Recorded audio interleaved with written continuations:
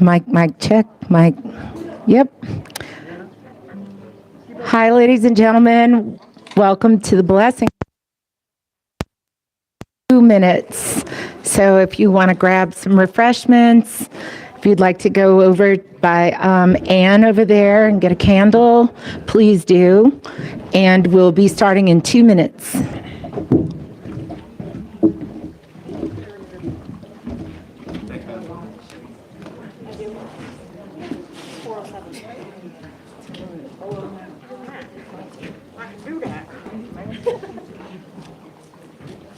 Okay, and then I'm not introducing you now, so I think you're okay.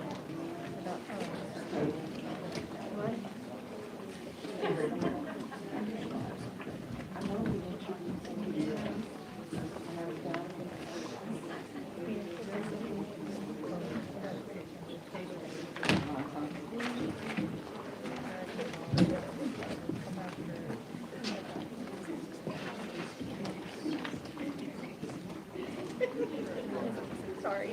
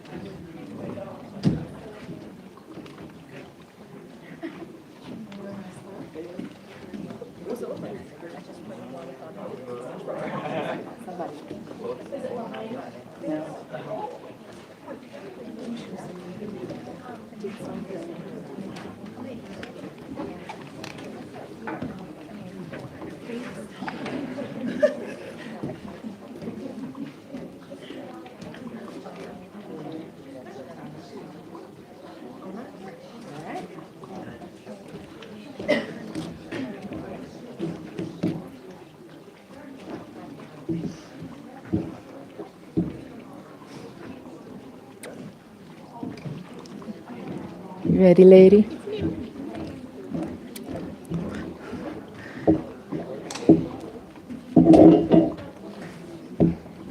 feel like I'm in the jungle.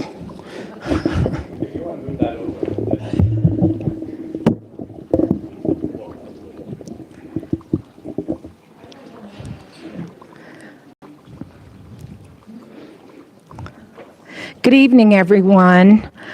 My name is Patty Hegwood, and I am here to welcome you to our annual blessing in this most lovely, lovely, and sacred environment. We have lots of lovely folks at home, and we also have candles over here if you'd like a candle or would like to go light a candle in remembrance of one of your loved ones. Folks at home, I encourage you to do the same. If you have a candle you'd like to light, join us in the ceremony.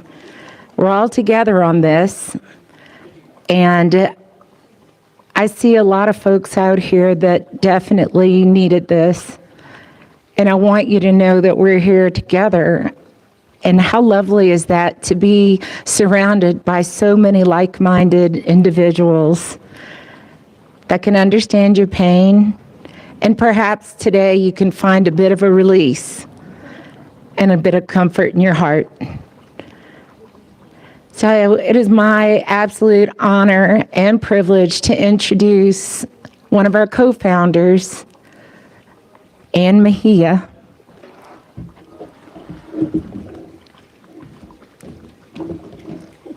Thanks, Patty.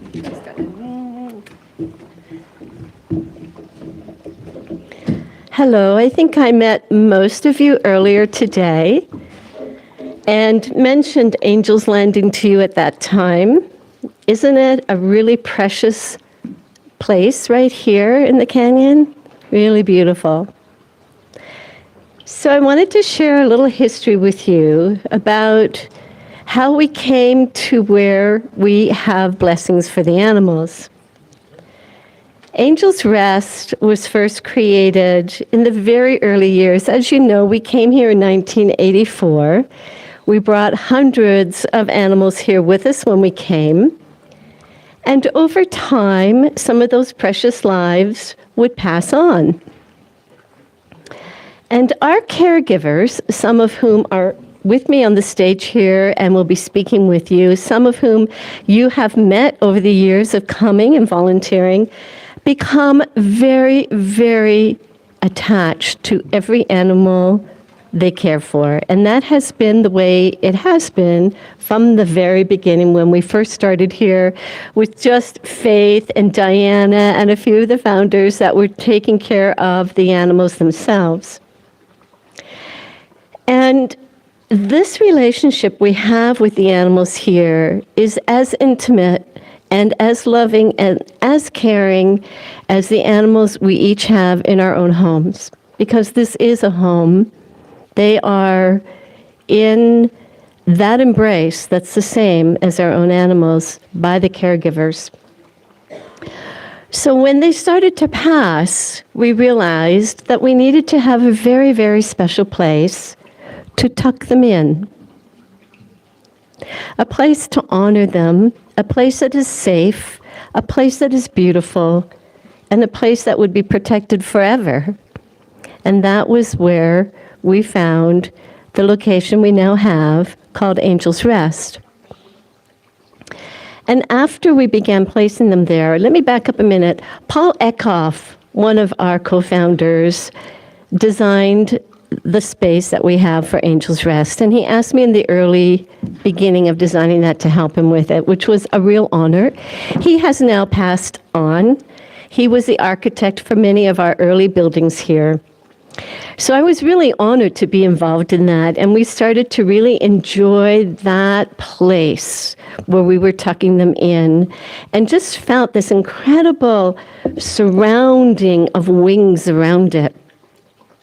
We called it Angel's Rest because the little ones that are placed there are angels, and the angels are protecting them. So when we began to place them there, we also began to hang wind chimes to honor them or other members of our families, our animals that have passed away. And when we started to place animals there with the wind chimes hanging, it would be a very calm day, like right now. Not a leaf is fluttering, right? Nothing is tingling in the breeze. There is no breeze. But when we placed and tucked a little one in, the wind chimes would start to talk. And it was like they were welcoming them. And it's like the wings of angels were fluttering through the wind chimes. And as we began to expand Angel's Rest, people were touching our hearts with a request to have their special, precious ones placed there as well to be protected and honored and loved and cherished. So we began to receive your sweet, precious little ones. And I know some of you have quite a few placed here already, and I think someone just had a few placed here today to join the other 3, now 5, at Angel's Rest. So we welcome that to happen. And as that began to grow, we realized that that space is kind of a finite space. And we needed to look for another area for the animals that are part of our life here at the sanctuary that we're passing on. So up near the Gratitude Garden at the top, we have Angel's Overlook. That's what that one is for. And the one down here is for all of you to have your precious ones placed. Alongside, when you go south of the main area of Angel's Rest, we have a little area called Angel's Nest. And that is for the little ones that make nests. It could be birds, it could be mice, it could be any little people that make nests, and that's where they're tucked in. When you walk into Angel's Rest, there's a beautiful gate that was designed by Cyrus. So the whole place has this really tender, cherishing, intimate attending. And the person that is doing that so beautifully, that I feel so blessed to know is there every day, is Josh. You may have met him in placing one of your little ones there. You will meet him in just a minute. Josh has a particular presence that is so gentle and he makes everything about you and the animals and gives that incredible honoring in such a beautiful way that I am really, really touched, moved, and grateful that he is in that role for the animals and tucking them in. So how did we come to have the blessing? Well, as I mentioned, staff are very, very, very attached to these precious ones, right, guys? Yeah. And so Faith and I were talking about how do we support that burden that the staff feel in the release of these guys after taking care of them for so long. And sometimes, like you, we've had to decide now is the time to help them over the Rainbow Bridge. Sometimes they've done that on their own. Either way, it's still a lot to carry because they are with that animal every day, and so many of them are passing on as they're caring for animals in the area they work. We decided to have a blessing every month for the animals, and we do that at Angel's Rest. And anybody who's here is welcome to join the blessing. This blessing once a year, as we come to autumn in the year, in the calendar, in the sanctuary, we come to that time where we're doing that tucking in ceremony for the year and really honoring the ones that we want to give that special recognition to at this time. So that's why we have this blessing in the fall, and we are sharing it with other people that are not able to be here. But I am so glad that you are able to be here, and you've made this journey to come here, to be here now. And we have so much to share together as we're doing the blessing right now. And I hope that it lifts your hearts. It lifts your spirit, and it helps you to feel that they are traveling on the wings, that they are lifted up, that they are part of something greater beyond anything we know and understand. When I think of the Webb telescope and the pictures it gives us, I see them out there in the great universe beyond anything we can conceive. And they are just lifted out of this life where there could be suffering and free of all of that. So think of that joy of them being out there and watching and just sending their love back because they love you. I'm now going to pass this on to this most wonderful being that I love dearly and I'm grateful to have taken care of all these special lives. I'd like to introduce Josh, who is our guardian of Angel's Rest.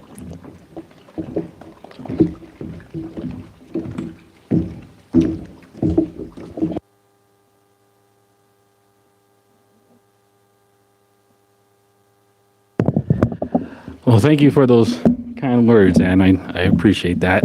Again, my name is Josh. I'm the manager of Angel's Rest. And, you know, our department, we deal with our animals, our loved ones, our pets.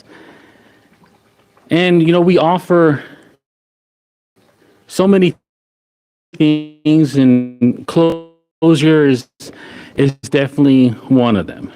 And department. Any kind of change, we feel it instantly.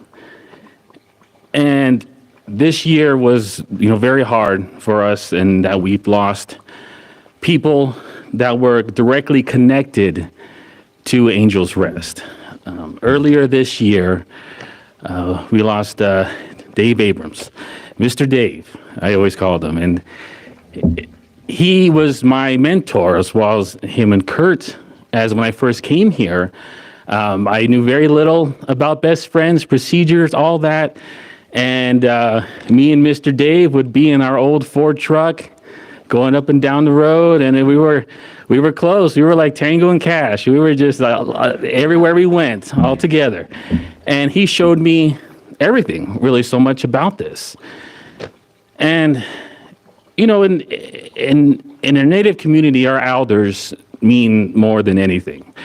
They teach you everything that they've already done. They've already gone down that road, that journey you're about to take. They've already gone down there. He knew what I was going to do and what I was going to, you know, possibly become. So he showed me all those important things and what it meant and what this position really meant and what it meant to all the members of Best Friends.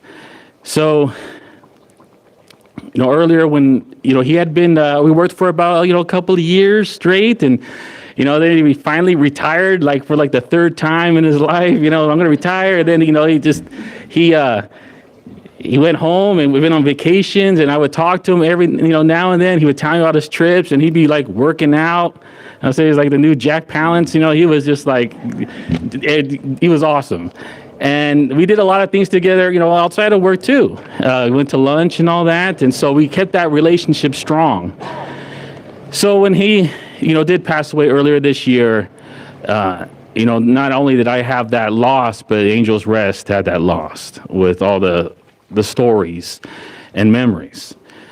And so I hope to always continue on all those traditions that we do now. A lot of them started, with Mr. Dave, as far as fine little ones that just made the difference. And I'll definitely continue that on, and we'll never forget them. And, speaking of elders, we also lost of course, Faith Maloney, one of the founders here, co-founders of Best Friends. And again, every month, we had that blessing. And it was always, but you never just got the blessing out of Faith. You got stories, you got all the history and different names. And she remembered certain sites for decades ago. And I don't know how she did it, but she did. And I would go back and then I would remember that story. So I on, and it was easy for her to put a smile on your face. It really was. And that's something that I'll never forget. And also her traditions that she brought on, and so many because of the blessing that we do now is, so many of those are connected to faith. So she will also be greatly remembered and just irreplaceable. Definitely. Another loss that we had, unfortunately, was Joan Dunn, a co-worker of mine, a caretaker of Angel's Rest. And, you never want to go to work with a bunch of people who are exactly like you. That's boring. You want to mix it up a little bit. If you're up, if someone's down, it just kind of mixes it up. You don't want to look in the mirror when it comes to coworkers. And a lot of times you got that from Joan. Sometimes I'd be feeling down, but she would have her stories, and she'd be up giving you a 9 or 10 all day long. And so it kind of, it rubbed off on you, and you really wanted to kind of hit that level too, like how Joan hit. And she gave all she had to Angel's Rest and the Overlook. She had her special spot that she has at the Overlook, but she gave all she had. She really did. And she had her dogs. I think that first loss, I think, really showed us, and it becomes more than just a job. I have a little big difference. And so when we lost Joan earlier, unexpectedly this year, it hit hard, because like I said, we are such a small department. Any change makes the world a difference. And so we hope to continue on. Her memory, she'll always have her special spot up there at the Overlook. Every time I see it, guaranteed I'm always going to think of Joan and her dogs and what she meant and what all this, meant to her. So I just wanted to say, that they will all these members and loved ones of Angel's Rest and the Overlook will be remembered. And at this point, I'd like to introduce our co-founders, Cyrus.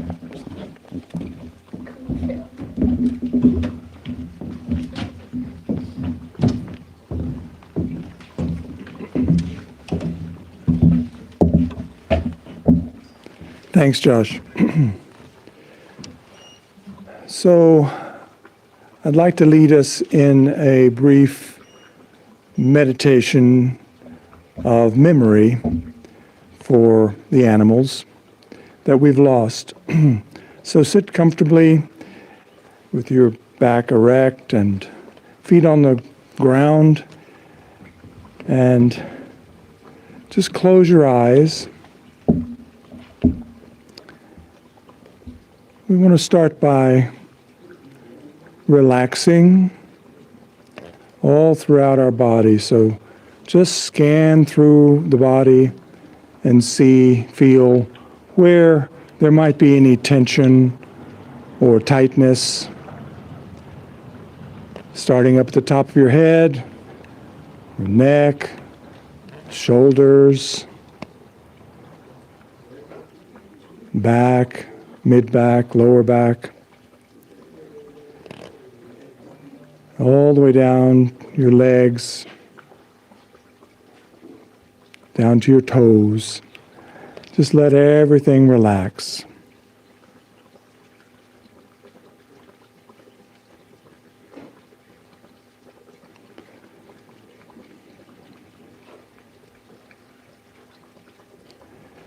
Losing an animal companion is difficult. A lot of strong emotions arise. When we think about never seeing them again, we suffer. But we can keep them alive in our hearts by feeling their unconditional love. Right now, bring to mind your lost companion animal and feel the love that they gave you, this unconditional love.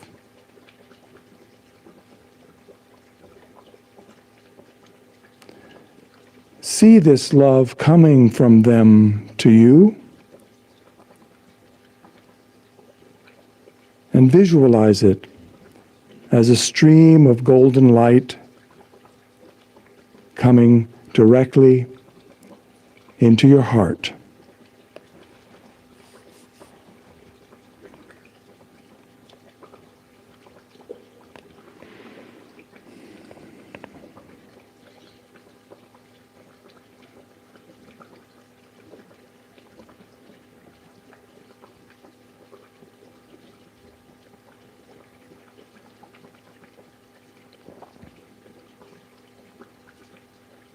Just bask in their love for you until you're overflowing with feelings of peace, security, and happiness.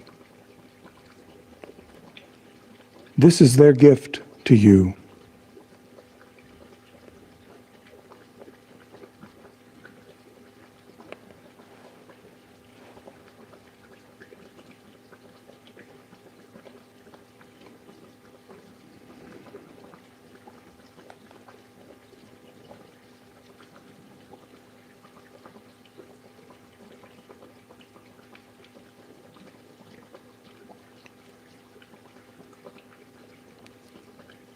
Now expand your awareness to include all people who might have recently lost a loving companion animal, and share this love that you're feeling with them. Send them feelings of peace, security, and happiness.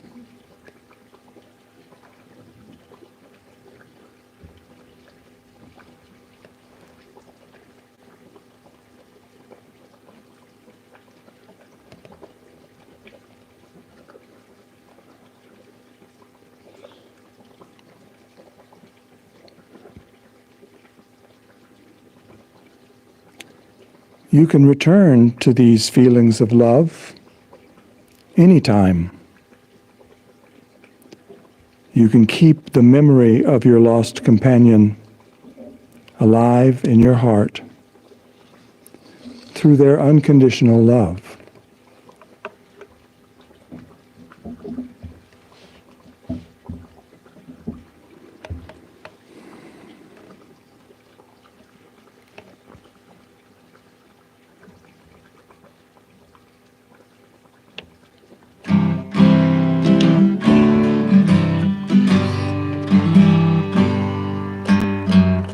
Sometimes I long for days like yesterday, when life was simple still,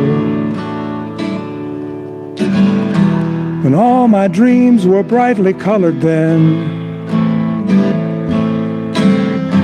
and every one of them was filled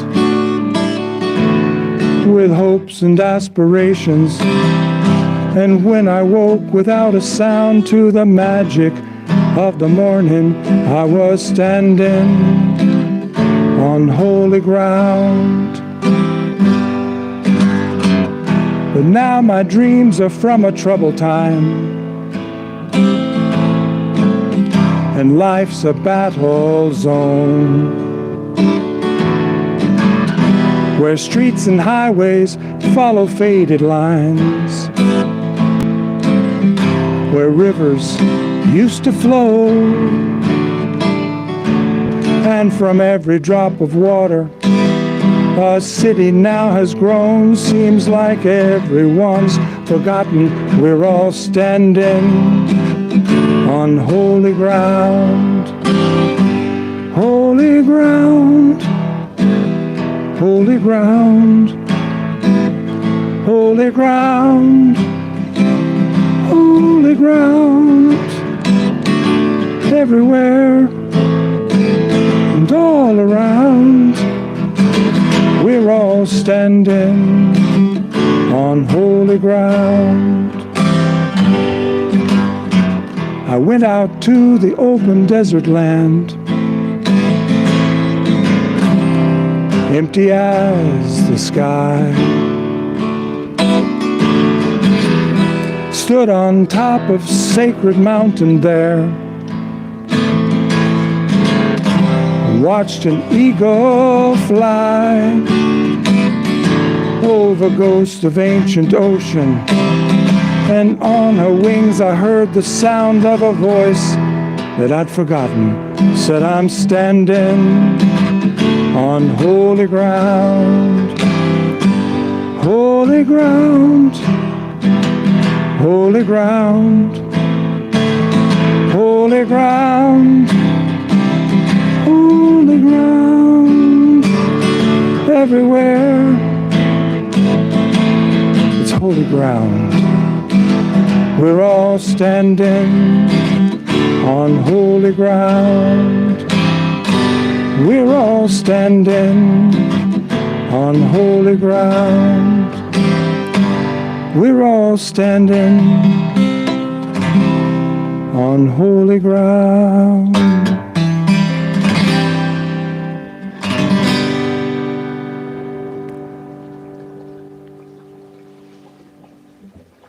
Thank you.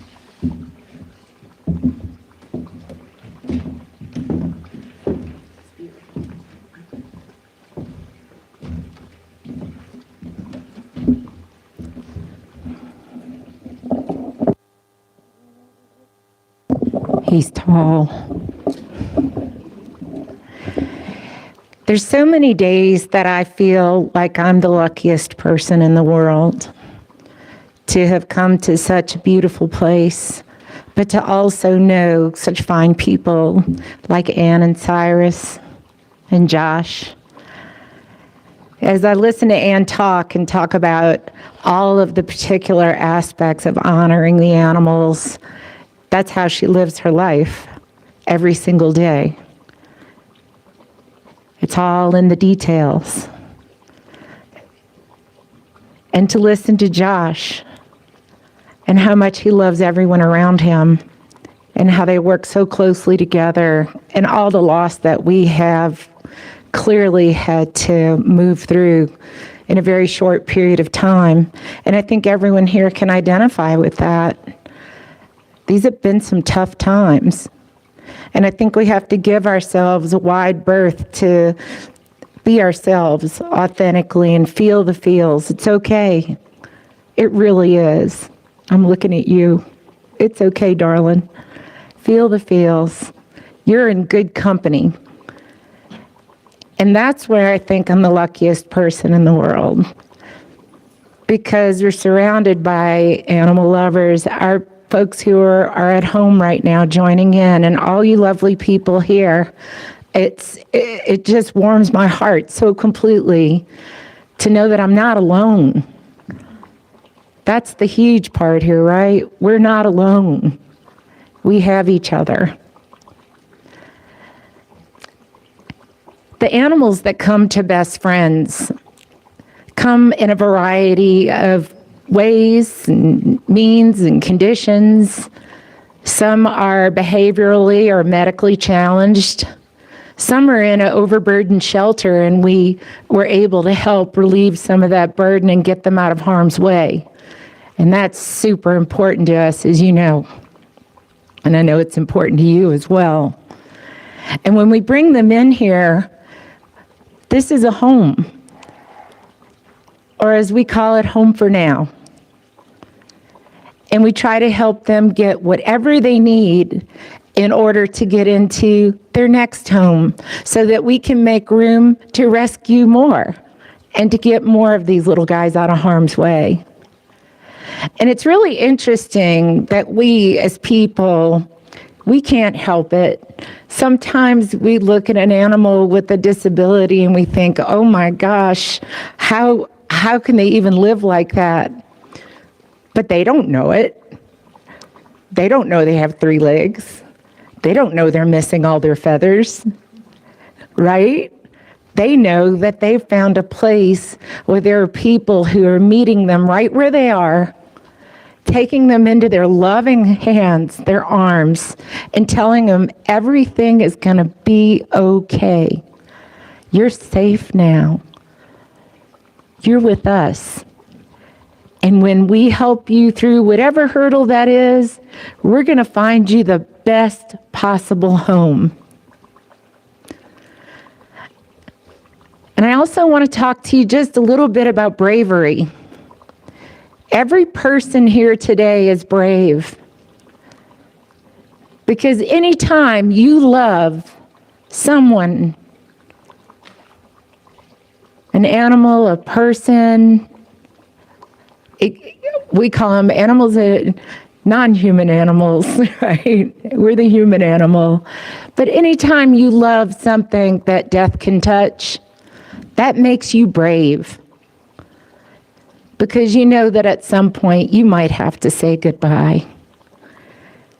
So count yourselves as one of the few and the brave who extend your heart and give a piece of it away each time you say goodbye.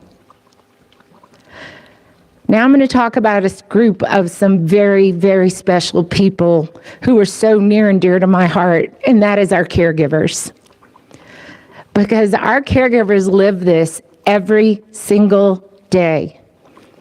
They not only come to work knowing that they have a whole extended family to care for, they also have animals at home. And I think how big and how wide and how robust are those hearts that can open up to so many. They have my heart every day. And if there's anything that I can do for them to make their lives better, I do it. And I totally respect and love each and every one of them and what they give to the animals every day.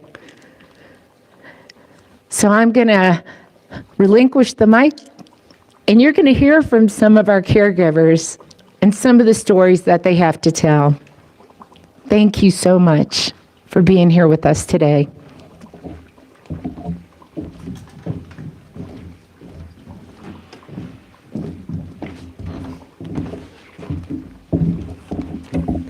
Hi everybody, I'm Brianna and this is Lauren and we work up at Wild Friends.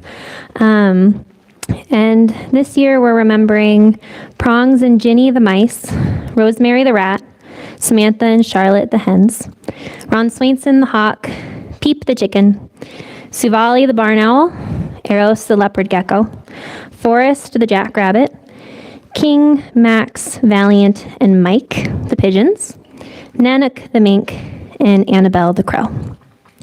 This year at Wild Friends, we lost some pretty big ones, so we wanted to tell you about a couple of them. Starting with Suvali, the barn owl. Suvali was a permanent resident here at Wild Friends, known as an ambassador. She was non-releasable because she had a non-repairable wing injury as the result of being hit by a car. And for 15 years, Suvali taught people how common that is, how often birds are right by the side of the road.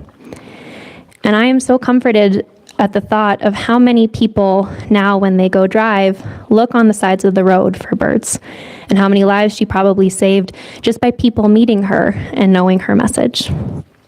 In a similar vein, I also want to remember Annabelle. If you've been to Wild Friends ever, you've probably met Annabelle. She was a crow, and she was here for 22 years.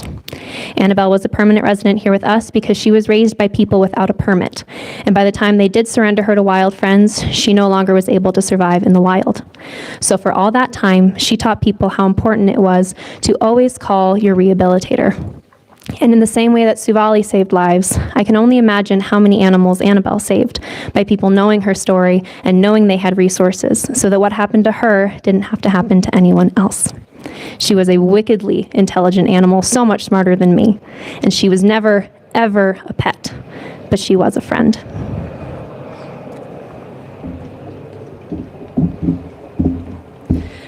I'm going to talk about Forrest, our jackrabbit. He was also an educational ambassador. He was with us for about 10 years, which is a really long lifespan for a jackrabbit. They are very high-stress species, so they don't do well in captivity. But he had been kept as a pet, possibly fed the wrong food or something as a baby that kind of caused him to not have that stress response. So he wasn't really afraid of us, so he lived a very long life. And he also spread a good message about not keeping wildlife, and his message was very important in saving other animals as well.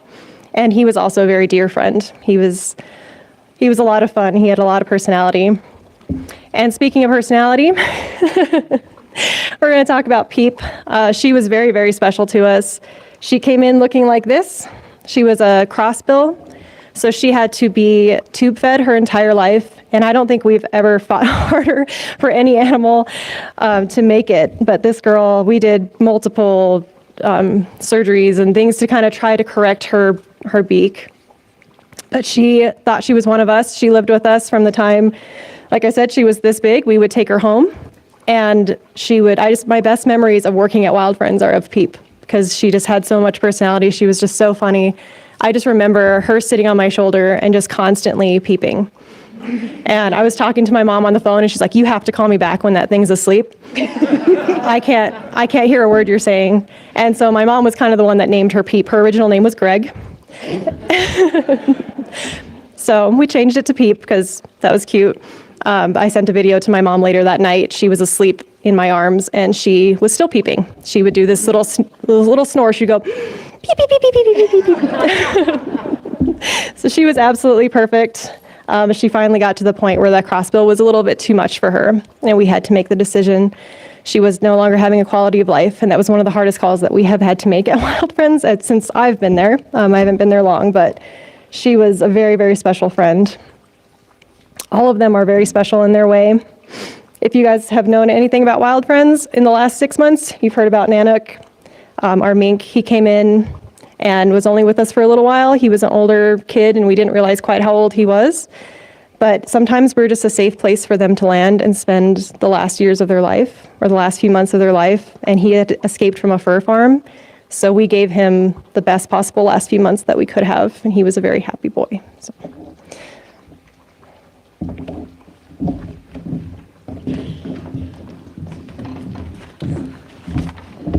Hi everyone, my name's Nikki. I'm a caregiver at Cat World. And while my list is long, so unfortunately I'm unable to tell stories of everyone because we would be here till the sun goes down. But I'm very honored to be here to be able to present the names of the cats that have crossed within this last year. So we have Jace, we have Georgette, Ariel, Paige, Branford, Bailey, Iggy, Kowalski, Miles, Marlene, Malala, Helena, Tuna, Pork Chop, Macaroni, Adelie, Duff, Sheldon, Journey, Blake, Bolin, Shaggy, Baby Gray, Rapunzel, Reese, Madison Rose, French Onion, Dex, Dory, Veedy, Lamanite, Tom, Lemongrass, Legolas, Mercury, Erica, Mr. Handsome, Dola, Keebler, Q, John Deere, Maple, Gaudy, Stevie, Potato, Puri, David, Bayou, Snapple, Tinsel, also known as Tinny Winny Chicken Dinny, Kipu, Zeke, Mallory, Gabby, Churro, Murphman, Vidya, Penny, Misty Blue, Charger, Paul McCartney, Petey, Miss Stubbs, Michaela, Katsy Klein, Leopold, Chippy, Seeley, Proteus, Ambrosia, Elmer Fudd, Kadeth and Sabazian, Pizzazz, Dogwood, Cottonwood, Starsky, Glendora, Roswell, Lolita, Larissa, Grover, and DJ, Widge, Romania, Toaster Strudel, Crosby, Bates, Vignales, Radar, Van Gogh, Little Benton, Popcorn, Red Vines, Milk Duds, Swedish Fish, Norman, Little One, Hargrove, Parmer, Doyle, 11, Joan, Sunshine's Litter of Kittens, Veruca, Herschel, Globe, Linthart, Pluto, Seneca, Scarab, Amarantha, Valencia, Britt, Caleb, Green, Stein, Asimov, Timberwolf, White Bat, Clooney, Early, Jenna, Dwayne, Carson, Happy, Bumblebee, Meadow, Carabiner, Abner, Jackie, Zippy, Giselle, Bizduka, Toffee, Latvia, Pretty Boy, Garrus, Bernard, Baloo, Kipnook, Slidell, Luke Bryan, Eilish's Litter of Kittens, and Henry Thomas. I work in Hope House, which is the intake building, so a lot of these kids I got to name, and I'm so thankful that I was able to meet the majority of them, and I'm so thankful that we got to be their last step, that they got to experience love, if only for a little bit. So thank you all so much for coming.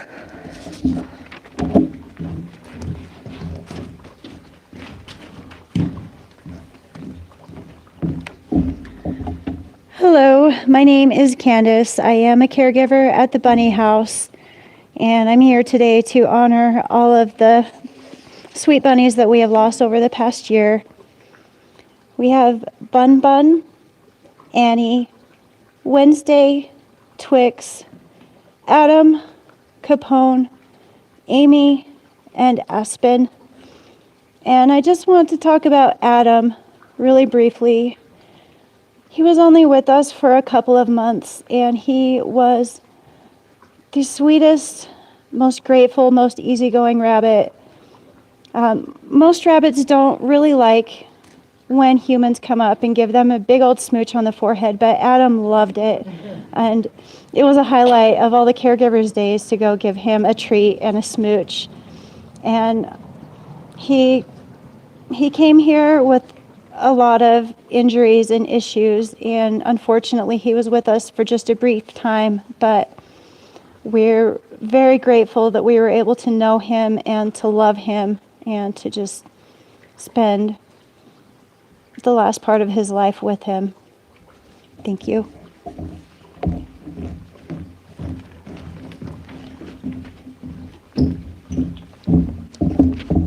Hi everyone, my name is Jess and I work in Dogtown, and I'd like to read the names of the dogs who crossed this year. Hercules Mulligan, Reese, Cody, Kringle, Rhodey, Angel, Penguin, Dax, Claire, Delaney, Bones, Bandit, Brian Griffin, Sherman, Peak, Tarleton, Fred, Medeski, John Butler, Revolution, Primus, Adriana, Furio, Meadow, Charmaine, Jackie Jr., Polly, Artie, Marshmallow, and her puppies Gummy Bear, Jelly Bean, Licorice, Lollipop, Taffy, and Tootsie Roll. Clara, Rainbow and Prism, Thompson, Merlot, Eliza Thornberry, Otto Rocket, Crumb, Regina Rocket, BB Bluff, Tippy Dink, Ripa, Kimmel, Clarkson, Gifford, Banks, Latifah, Blair, Huey, Kurt Russell, Callie, Larkin, Kahir, and Lurkan, Sheba, Milo, Lakota, Crump, Kirby, Hugh, Tootsie, Sandy, Rhino, Hadley, Phineas, Ronan, Kimber, Medlin, Max, Marigold, and Johnny. Approximately 13 of these dogs lived almost their entire lives with us in Dogtown. We lost a lot of what we like to call Dogtown legends this year. Some of these dogs were with us for only 24 hours or less, like Blair and Kringle, and I like to think that we were able to give them a safe place to land and some love and care and help them peacefully cross without any suffering. But for some of our Dogtown legends, it was a very tough year, and I'd like to talk about 3 of the dogs who I consider 3 of my closest friends in the time I've been here at Dogtown. Just last month, we lost Max. Max came to us many years ago. He lived almost his entire life here in Dogtown after coming from Southern California. He was a quirky guy, to say the least, but he was friendly, affectionate, and so much fun. He was full of love and joy. He needed to meet people outside of his living space, and he didn't like to be surprised. And he really thrived on routine. But once he knew you and trusted you, you had a best friend for life. I consider myself lucky that I had the privilege to know Max and to love Max. He would greet us every morning in the kitchen, even if it was dark out, even if we were feeling sleepy. When we woke up that day and, came into work and it was still dark, Max would be there to greet us because he lived in the Angels kitchen at Angels Lodges. So Max didn't always live in the kitchen. But every place we tried to have him live, he would escape and return to the Angel's kitchen. There were many radio calls back in the day. Angels, Max is waiting on your golf cart out front. And he had escaped again. So we can laugh now because it was his thing to do and he was always safe and he always came back to the kitchen. So finally we relented and let him live there. And that became, Max's domain where he liked to keep us in check, make sure we were feeding everyone on schedule. He either was a super picky eater or he was a vacuum cleaner cleaning up every crumb during food prep. You never knew what you were going to get. We spent a lot of time and effort getting delicious things at the local grocery store for him so he could take his medications. But he was always interested in what other dogs might have been eating, even though he always got the best food. He liked a routine. He loved his walks. He would definitely let you know if somebody was up at Angels Lodges that maybe he thought shouldn't have been there, or if there was a dog up there that shouldn't have been there, or if things were out of routine, he would let you know. And he definitely would let you know if there were deer up there, because one of his favorite things was to try to chase deer. While he would never be off leash, he made lots of attempts. And even in his older days when he couldn't get around as well, he still would give it a really good effort to chase those deer. So Max left a big hole in our hearts and we really miss him. He basically was the essence of the Angel's Kitchen. So it's a bit different up there now and he'll be with us for a very long time. Another friend of mine that I like to call he was my oldest friend in Dogtown, is Milo.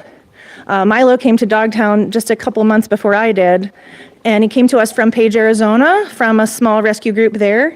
He had some degenerative joint disease and a problematic shoulder from the age of 2, and that was kind of complicated for that rescue to handle, so he came to us, and he always had some ongoing medical involving that arthritis, but he never let it get him down. Milo was a little brindle cattle dog with a little nubbin tail and big pointy ears. And he thought he was like the biggest dog around and had a little strut that he liked to do. He loved his people. He loved nylobones, and the tinier, the better. He had a little hoard of them that he liked to keep. And he loved to dig holes. Even when his arthritis was really bad, one of his favorite things was to dig holes. And I think he was always trying to impress his caregivers to see who could make the biggest hole, and he wanted it to be him. Milo loved golf cart rides. He was super snuggly on them.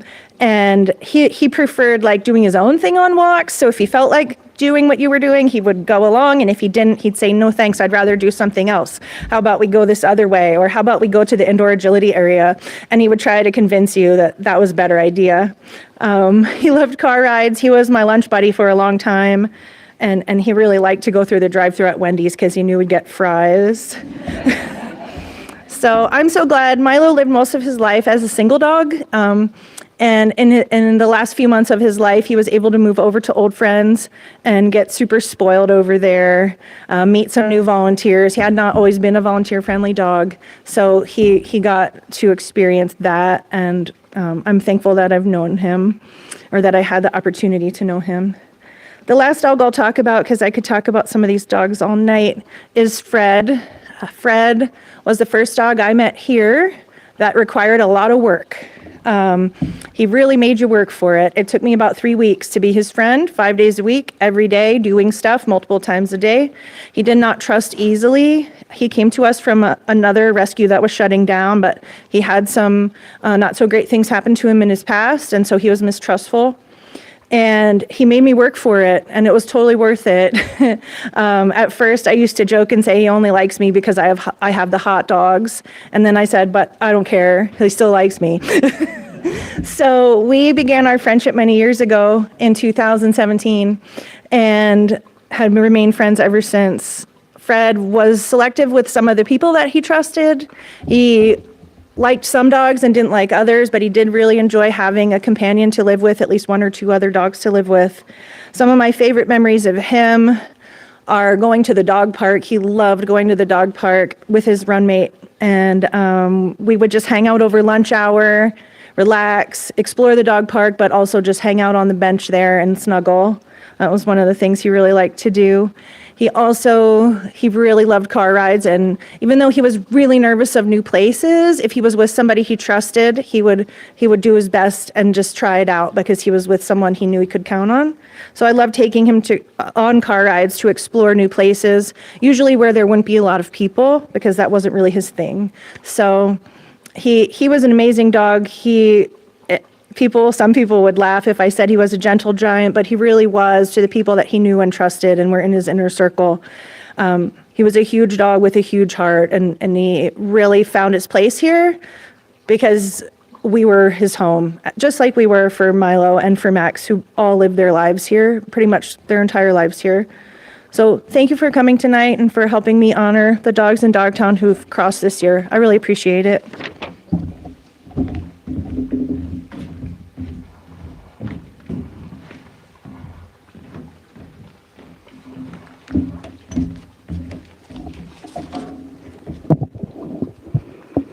Hi, I'm Chris. I work in horses, pigs, and goats.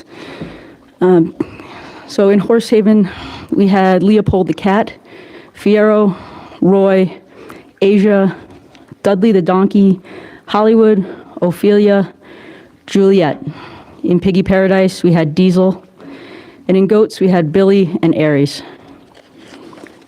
I picked about 4 of the animals that I'm going to talk a little bit about. Leopold the Cat. If any of you ever volunteered at headquarters in horses, you have met Leopold.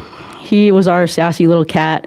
He would kind of warm up to you, wanting some cuddles from you, and then maybe give you a little nibble or a little scratch. He was a little sassy with us a lot too. He would wander around, especially during lunchtime. He wasn't a small cat, but he would try to go into stealth mode and hop up on the table and look right at you as he'd try to steal your food. So he got in a lot of trouble sometimes. And like I said, he wasn't a small cat. So every once in a while, we'd take him, carry him to the other end of Horsehaven, and make him walk back. He had to burn a calorie here and there. He was never happy about that. But so we did have somebody paint his picture on a stone for us. So now we take that stone and move it from room to room or desk to desk or to different offices, just so we can have him there causing trouble in spirit. Another favorite was Roy. He was definitely one of my favorites and a volunteer favorite. He loved people, loved being groomed, and of course, treats. He originally came to us from New York with a little bit of help from Mary Tyler Moore. So he came to us, he was pretty much a medical mess. He had horrible eyes, so he had to wear these big goggles to keep him from scratching his eyes all the time. He had really bad teeth. They were on an angle, so if you fed him, he would drool all over you when he tried to scratch his face on you. So that was a good attraction for people. He had neurological issues, bad feet, but a heart of gold, so he was one of my sweethearts. Hollywood.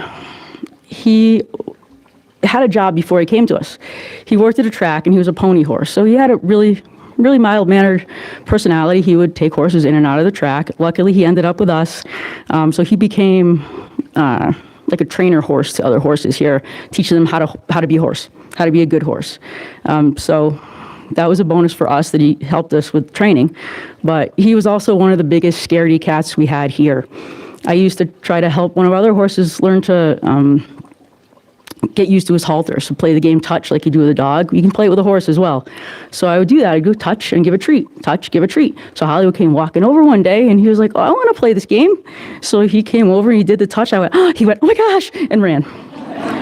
So he awesome horse. So hopefully he's up at the Rainbow Bridge helping train some horses up there. And another one, my favorite goat by far, and possibly favorite animal at the sanctuary, Miss Aries. She lived to be 17, and that far exceeded any expectation for life expectancy of a goat. And she, you could tell if she was having a good day, or at least I could. Other people would probably be offended. But if I'd go down and say, you good girl, and she'd try to nip me in the face or nip me in the ear, it meant she was having a great day. So I love to have her do that to me. She didn't have a huge circle of people that she trusted, so it took me a little while to get her used to me petting her, and once I could pet her and get her to trust me, I was one of her buddies, I was in her circle, and there were a few other people that she loved as well. In her last days, I would make her special fruit salads, her little salads of just like lettuce and other veggies for her. And since her passing, I've adopted 5 goats. One of them being her daughter, Susie Q. Susie is nowhere near as sweet, definitely very sassy, but every now and then I can see that little glimmer of Aries in her. So thank you very much.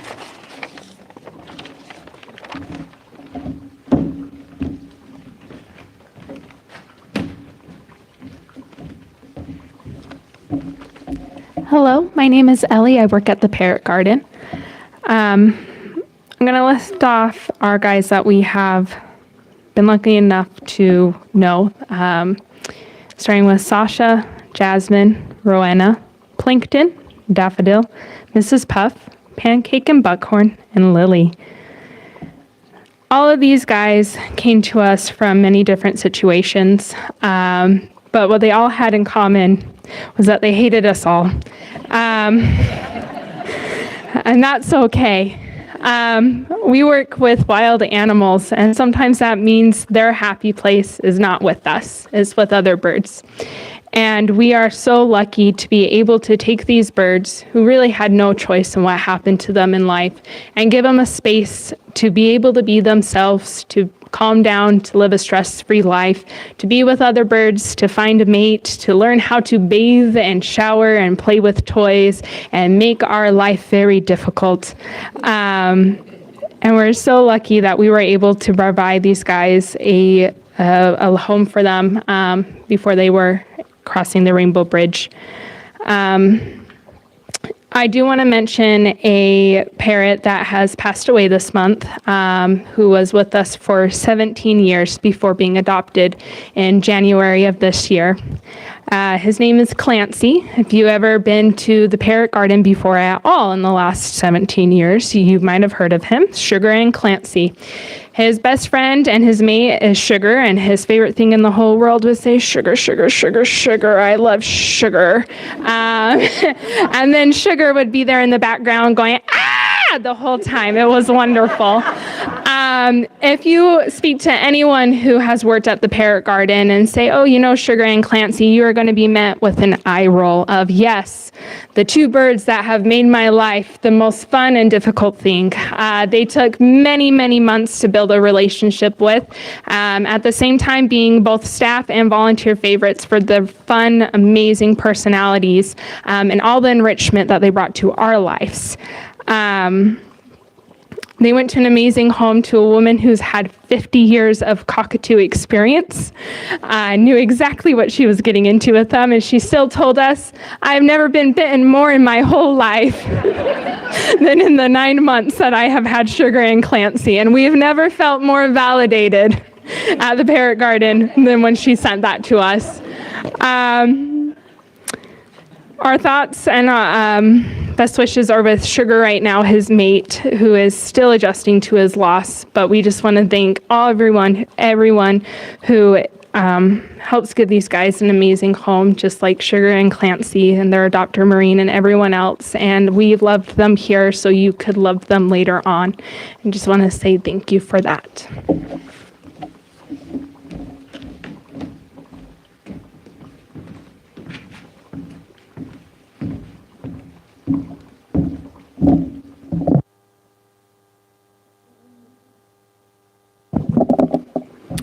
Hello, everyone, again. Now, so there was an old tradition that when I first started seeing the blessings with Mr. Dave and Faith, at some point of the blessing, they would read this poem, especially Faith would read it. But she would actually have everyone else in the audience read it with her. On your program, on the back side, you'll see a little poem back there. And thank you, Jess, for helping me find it. I think it's time that we bring this back, especially in honor of Mr. Dave and Faith and Joan as well. So if you're ready, we'll go ahead and read this all out loud together. I wrote your name in the sky, but the wind blew it away. I wrote your name in the sand, but the waves washed it away. I wrote your name on my heart, where it will stay forever. At this point, I also wanted to thank everyone who's watching at home. Thank you for all of the cards that were sent in online. There were thousands of them, so thank you very much for sending those in. They will be included, for the ones that were sent for the September blessing, will be included on the 1013 recording of this blessing. So if you're watching online, you will be able to see that later on next month. And also later on, we will have our annual burning of the cards. All these cards right here. We have our fire pit down over there. And, instead of just having these cards in some kind of storage unit collecting somewhere, we send them back into the earth. We have a special site that we do for them in Angel's Rest in the garden area. You'll see 2000, 2001, or 2020, all those ones. And so we're going to add 2022 to it as well. So when you get a chance later on this month, if you're having to be around, you could actually see that up there. So at this point, I wanted to tell everybody, thank you.